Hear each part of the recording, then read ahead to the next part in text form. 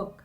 And I'm currently in the process of self-publishing it. It's with my editor, and you guys are gonna follow me along on the journey, however long it takes, because who knows what's ahead of me, right? I wanted to talk a little bit about querying today because I think that if I'm going to be talking about self-publishing, I want to talk about the fact that I'm choosing not to go the traditional route. I said in a previous video that I researched the process of publishing traditionally, and I just don't think that it's for me, but it doesn't mean that I didn't attempt it a little bit. In my mind, I thought that, you know what, it's a numbers game. If I send an email to 1 million publishers, at least one of them is going to want to publish my book, right? So I start doing research about how to get the book published, how to reach out to publishers, what to know, what to send them, all of that. And then I find out that it's like a whole syndicate going on in the literary world, and it's kind of like all the syndicates happening everywhere else in every industry, right? Like, you can't just approach a publisher. You need an agent who's going to approach a publisher on your behalf. So you need to sell your book to your agent first, convince them it's a good book, and then they need to sell your book to a publisher and convince them it's a good book that's going to sell. You see? So I find that out. I'm like, okay, cool.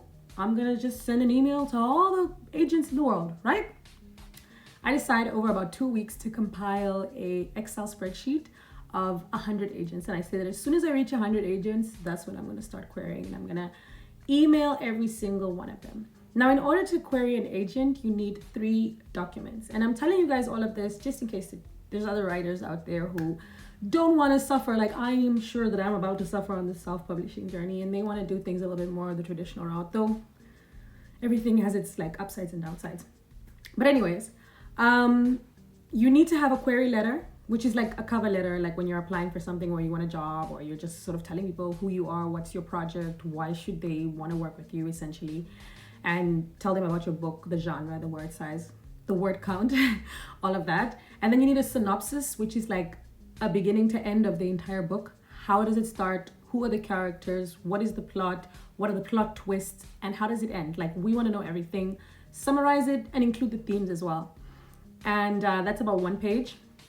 And then you need the third thing, which is a sample of your writing. So some people ask for 50 pages, some people ask for the first 30 pages, some people ask for the first 20 pages. Just depends. And if the agent likes what they see, they'll ask you for the full manuscript. Read your full manuscript, and if they like that, then they will start working on it to edit it and to get it ready to be sold to publishers. And then once you're with the publisher, there's still a lot more refinement that has to go into it, but then they have like a marketing department, a branding department, a graphic designer. They've got like a huge team who's gonna like bring your book together and make it perfect. I put that list together of 100 agents, and I was very enthusiastic actually, and I emailed about 15 of them, and I got word back from maybe like 8 of them who said like, no, your book is not really for us, but thank you for emailing us, you know.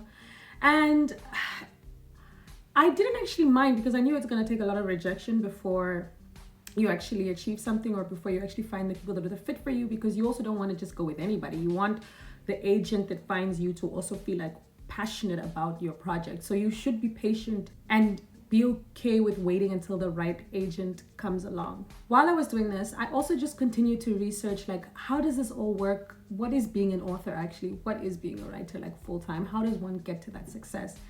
And I just learned a lot that I think where I am currently, I just don't think that traditional publishing is right for me, because I just want to be in so much more control. Like, I don't want to wait around for other people, and I also don't want to convince other people that my work is good.